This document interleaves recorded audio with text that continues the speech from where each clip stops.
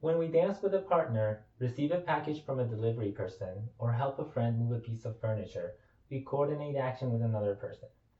These cooperative tasks are often achieved without any verbal communication, relying solely on visual and haptic cues. In this work, we ask how partners might use these nonverbal cues to delegate specialized roles. We implement a genetic algorithm to create a population of dyads capable of performing a simulated cooperative task. We then explore the genomes of the most successful dyads to see what makes for good cooperation. In our model task, partners sit across from each other and push on an object, an egg.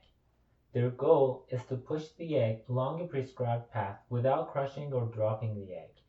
Because the normal force on the egg is equal to the minimum of the two agents' forces, at any given time, only one agent affects whether the egg stays intact.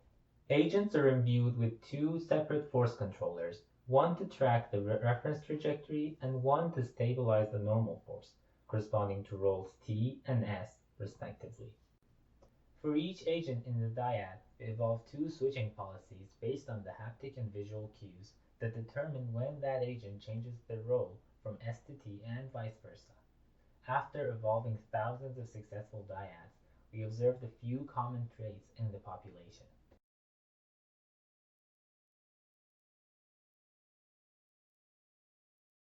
The best performing dyads exhibit remarkable temporal coordination. Agents generally assume opposite roles and swap roles at nearly the same time. We define anti-synchrony as the fraction of time that agents assume opposite roles. If we look at the distribution comparing performance and anti-synchrony, we see that at the leading edge, better performance requires greater anti-synchrony.